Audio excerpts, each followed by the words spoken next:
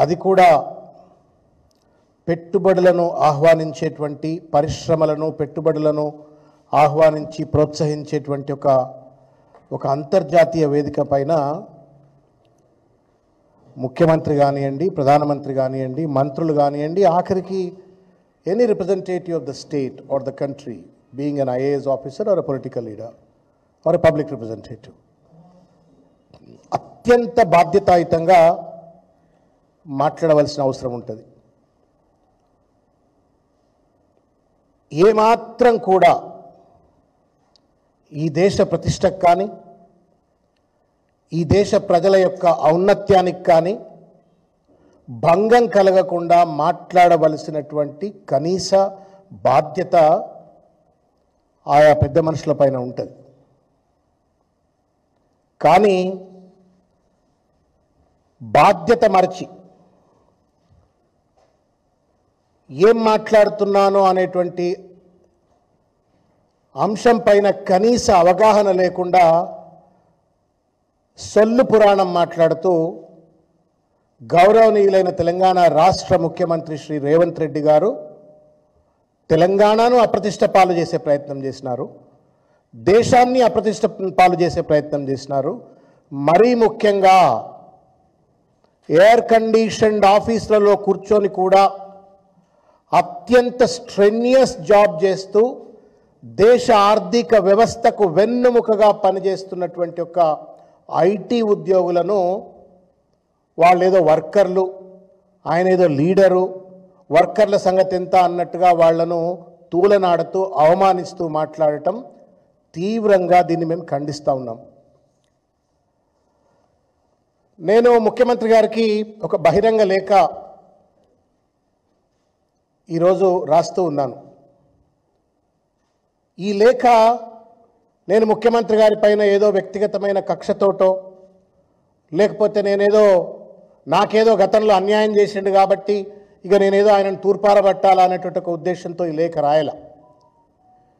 రాత్రి ఆయన దావోస్లో మాట్లాడిన మాటలు చూసిన తర్వాత I'm now responding not only as a BRS leader but also as a former member of faculty institute of public enterprise Osmania యూనివర్సిటీలో నేను ఒక అధ్యాపకుడిగా పనిచేసిన వాడిగా, మరీ ముఖ్యంగా ఐటీ ఇండస్ట్రీలో ఒక దశాబ్ద కాలం పాటు నేను వివిధ కీలకమైనటువంటి ఒక హోదాలలో human resource development, human resource training, human resource management ఫంక్షన్స్లో నేను జనరల్ మేనేజర్గా, డైరెక్టర్గా, అది హిటాచి కన్సల్టింగ్ కావచ్చు, సత్యం కంప్యూటర్స్ కావచ్చు, సిఎస్ సాఫ్ట్వేర్ టెక్నాలజీస్, ఇటువంటి కంపెనీలో పనిచేసిన వాడిగా ఆ పనిచేస్తున్నటువంటి ఒక సందర్భంలో ఐటీ ఉద్యోగులు పడుతున్నటువంటి ఒక శ్రమ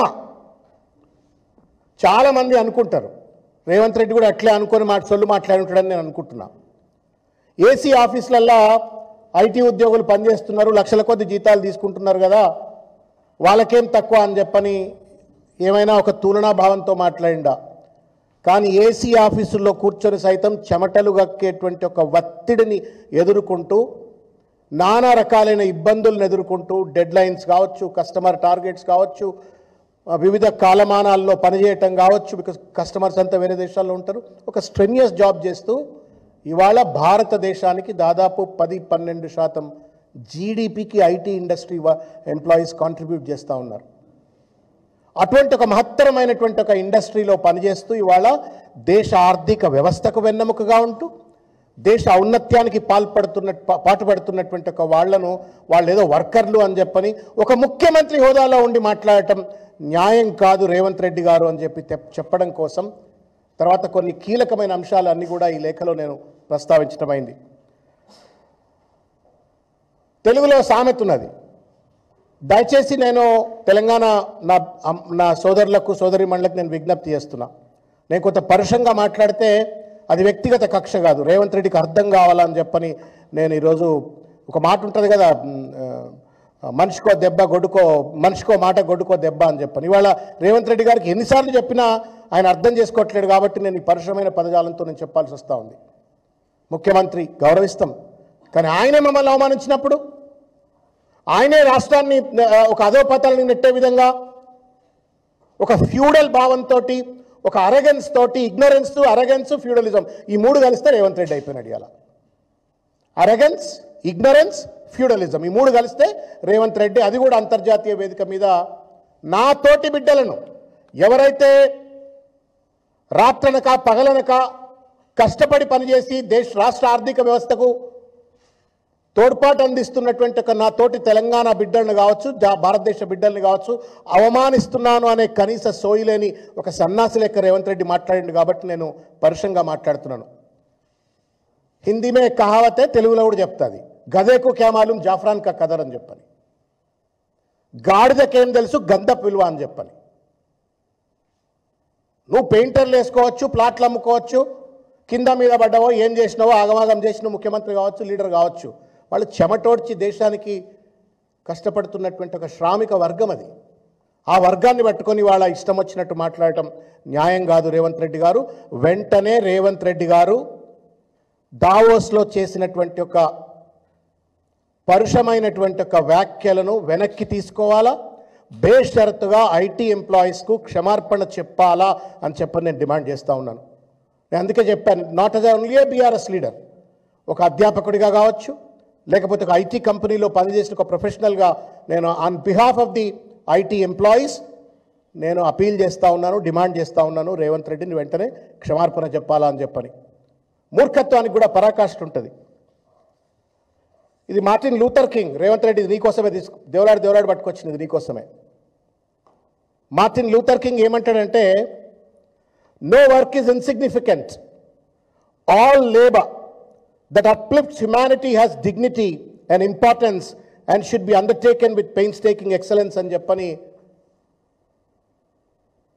మార్టిన్ లూథర్ కింగ్ చెప్తాడు. అదేవిధంగా మహాత్మా గాంధీ ఏం చెప్తాడంటే, ఆయన చెరకాను స్వాతంత్ర సమర ఉద్యమంలో భాగంగా చెరకాను ఇంట్రడ్యూస్ చేస్తూ ఆ చెరకాను పాపులరైజ్ చేయడం కోసం అని చెప్పని ఆయన ఒక మాట చెప్తాడు. A plea for the spinning wheel is a plea for recognizing the dignity of labor. చెరకాను తిప్పడం అంటే అదేదో చెరకాను తిప్పడం కాదు, కానీ ఆ డిగ్నిటీ ఆఫ్ లేబర్ను గుర్తించినట్టు, గౌరవించినట్టు అని చెప్పని మహాత్మా గాంధీ గారు చెప్తారు. గాంధీ పెట్టిన పార్టీలో ఉన్నావు కదా నా రేవంత్ రెడ్డి, ఏం సొల్లయా ఇది, ఏం సొల్లిది? నా గాంధీ అంటే గౌరవం లేకపోయా, నా మార్టిన్ లూథర్ కింగ్ అంటే గౌరవం లేకపోయా, ఒక ఫ్యూడలిస్ట్ మనస్తత్వంతో, ఒక అరగెన్స్తో, ఇగ్నరెన్స్తో అంతర్జాతీయ వేదికల మీద కేటీఆర్ గారి పైన అక్కసుంటే ఇంకో రకంగా తీర్చుకోవచ్చు. కానీ దానికోసం నువ్వు ఐటీ ఉద్యోగులను పట్టుకొని వర్కర్లు అని చెప్పని వాళ్ళను తులనాడేటువంటిది ఎంతవరకు ఔచిత్యం అవుతుంది, ఎంతవరకు విఘ్నత అవుతుందో రేవంత్ రెడ్డి ఆత్మవిమర్శ చేసుకోవాలని చెప్పి నేను కోరుతా ఉన్నాను. నేను ఈ లెటర్లో మీరు చూసినట్టయితే, ఈ లెటర్లో పైన ఆల్ లేబర్ హ్యాస్ డిగ్నిటీ అని చెప్పని ఇది ఒక మార్టిన్ లూథర్ కింగ్ సంబంధించినటువంటి ఒక స్పీచ్లన్నీ కూడా కంపైల్ చేసిన ఒక బుక్. నేను రేవంత్ రెడ్డి గారికి అప్పీల్ చేస్తున్నా, నువ్వు కొనుక్కోకపోతే నేనైనా కొని పంపిస్తాయి. నీకు 1700 రూపాయలు ఏమో అవుతుంది, పేపర్ కవర్ అయితే 5-6 వేలు ఏమో హార్డ్ బౌండ్ అవుతుంది, అమెజాన్లో దొరుకుతున్నది. ఇది all labour has dignity, Martin Luther king junior. ఈ పుస్తకం చదువు ఒకసారి. సొల్లు మాటలు మాట్లాడడం కాదు ముఖ్యమంత్రి, ఏడబడుతుంది. పోతివి లాస్ట్ టైం దావోస్కు పోయి ఐటీ అంటే న్యూక్లియర్ చైన్ రియాక్షన్ అని వస్తుంది, సరే అంటే అన్నావులే అనుకున్నాం. ఇప్పుడు పోతుంటే ఐటీ ఉద్యోగులను పట్టుకొని వాళ్ళు వర్కర్లు, మేము లీడర్లు అని చెప్పని నువ్వు వాళ్ళను తూలనాడే ప్రయత్నం చేస్తూ ఉన్నావు. ఎంతవరకు న్యాయం రేవంత్ రెడ్డిది? ఎంతవరకు న్యాయం ఇది? శ్రమ తెలియదు నీకు, ఎందుకంటే మంది శ్రమ మీద నీ కోటగోడల నీ రాజకీయ సౌదాలను నిర్మించుకున్నావు కాబట్టి నీకు శ్రమ తెలియదు. మాలాంటి వాళ్ళ కష్టం మీద ముఖ్యమంత్రి అయినావు రేవంత్ రెడ్డి. నువ్వు ఎలా అనేక మంది, నాకు బాగా గుర్తు, ఎంత దుర్మార్గమైన ఒక ఫ్యూడలిస్ట్ మనస్తత్వంతో రేవంత్ రెడ్డి గతంలో మాట్లాడినా నేను ఒకసారి గుర్తు చేస్తున్నా. ఒకటే కులపోళ్ళు అన్ని రాజకీయ పార్టీలు రాజకీయాలు చేయాలా, ఒకటే కులపోళ్ళు వాళ్ళే అధినేతలుగా ఉండాలా, ఇంకో ఏ కులపోరు కూడా రాజకీయం చేయొద్దు, వాళ్ళేదో పెట్టి పుట్టినట్టుగా ఆ ఫ్యూడలిస్ట్ మనస్తత్వంతో ఆయా పార్టీల్లో ఉన్నటువంటి ఒక అణగదొక్కబడ్డ వర్గాల వాళ్ళను ఎట్లయితే అవమానించిందో, ఇవాళ వాళ్ళు రాత్రనక పగలనక అనారోగ్యానికి గురైనప్పటికీ కూడా అనేక కష్టాలు నష్టాలు భరించి వాళ్ళ పనిచేస్తూ ఐటీ ఉద్యోగులు అంటే ఇన్నోవేషన్, టెక్నాలజికల్ ట్రాన్స్ఫర్మేషన్. ఇవాళ భారతదేశానికి ఎంత పెద్ద ఎత్తున గర్వం లభించింది, గౌరవం లభించింది అంటే దానికి కారణం ఏంటి అంటే మనం సాధించినటువంటి ఒక ఇన్ఫర్మేషన్ టెక్నాలజీ రంగంలో మనం సాధించిన ఒక విజయాలు కాల. ఏ దేశానికి పోయినా ఇవాళ IT professionals of India work, వాళ్ళందరినీ వర్కర్స్ అని చెప్పి తీసి పడేస్తున్నాం. A painter turned into a leader can have a respect, but a technology graduate turned into a IT professional should not have a respect. He should be treated as a worker. ఎంతవరకు న్యాయం చెప్పండి ఇది? ఇది ఒక chief minister. భారత రాజ్యాంగం చెప్తుంది, ప్రియాంబుల్లో చెప్తుంది, ప్రతి ఒక్కళ్ళకి కూడా ఈక్వల్గా గౌరవం ఇవ్వాలని చెప్పని. నీకు ప్రియాంబుల్ మీద గౌరవం లేకపోయే, రాజ్యాంగం మీద గౌరవం లేకపోయే, మహాత్మా గాంధీ మాటల మీద గౌరవం లేకపోయే, మార్టిన్ లూథర్ కింగ్ ఏం చెప్పిండో అర్థం చేసుకోకపోతే ఒక మూర్ఖత్వంతో, ఒక ఫ్యూడలిస్ట్ మనస్తత్వంతో వాళ్ళ ఎవరిని పడితే వాళ్ళని అవమానించడం న్యాయం కాదు అని చెప్పని ఈ సందర్భంగా నేను తెలియజేస్తూ రేవంత్ రెడ్డి గారికి నేను మరొకసారి ఈ లేఖ ద్వారా నేను విజ్ఞప్తి చేస్తా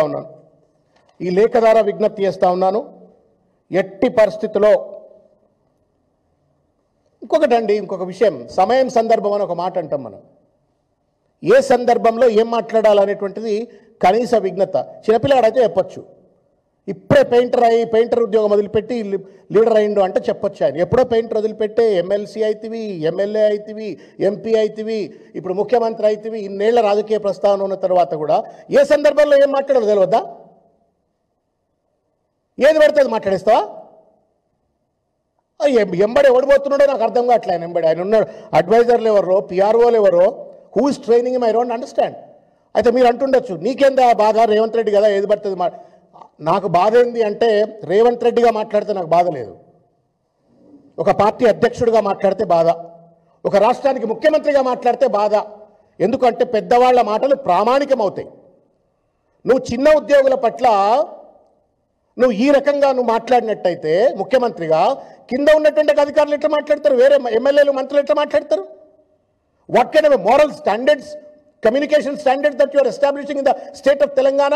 కేసీఆర్ను తిడితివి, కేటీఆర్ను తిడితివి, కేటీఆర్ కొడుకును తిడితివి, ఎవరిని పడితే వాళ్ళని ఏది పడితే అది చిన్న కులపొలను తిడితివి.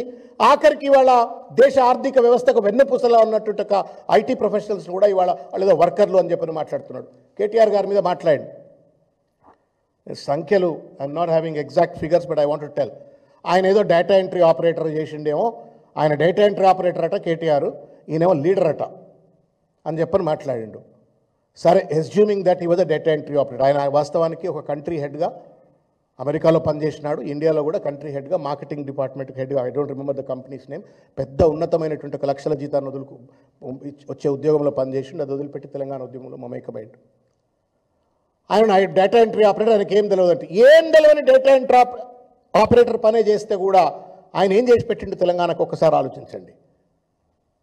ఇవాళ లక్షల కోట్ల రూపాయల పెట్టుబడులు తెలంగాణకు వచ్చినాయంటే, లక్షల ఉద్యోగాలు హైదరాబాద్కు వచ్చిన ఐటీ రంగంలో వచ్చినాయంటే, టీఎస్ ఐపాస్ ద్వారా దాదాపు 20-25 లక్షల ఉద్యోగాలు వచ్చినాయంటే, నువ్వెవరైతే డేటా ఎంట్రీ ఆపరేటర్ అంటున్నావు కదా, కాదు, ఆయన ఆ డేటా ఎంట్రీ ఆపరేటర్ వల్లనే ఇవాళ హైదరాబాద్కు గ్లోబల్ సిటీగా పేరు వచ్చింది.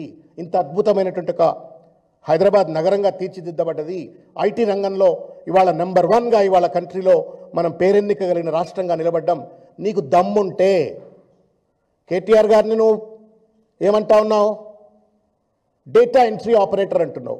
This is what is the data entry operator. నీ దృష్టిలో డేటా ఎంట్రీ ఆపరేటర్ సాధించిన విజయాల చిట్టా, ఉద్యోగాలు కానీ, పెట్టుబడులు కానీ, బ్రాండ్ ఇమేజ్లో కానీ, రకరకాల రీతిలో ఆయన సాధించిన విజయం. నువ్వు పెయింటర్ పటేలు కదా, నువ్వు పెయింటర్ పటేలు ముఖ్యమంత్రి అయినావు, నువ్వేం సాధిస్తావో చెప్పు మరి. ఎన్ని లక్షల ఉద్యోగాలు తీసుకొస్తావు, ఎన్ని లక్షల కోట్ల రూపాయల పెట్టుబడులు తీసుకొస్తావు, ఇంకా నువ్వు హైదరాబాద్ను కేటీఆర్ కంటే కూడా ఇంకా ఏ రకంగా అభివృద్ధి చేస్తావు? అవి మాట్లాడమంటే పక్కోళ్లను చులకనగా మాట్లాడటం, చిల్లరగా వాళ్ళని తీసిపడేయటం, this is not fair. Revanth Reddy, you are a chief minister of the state of Telangana.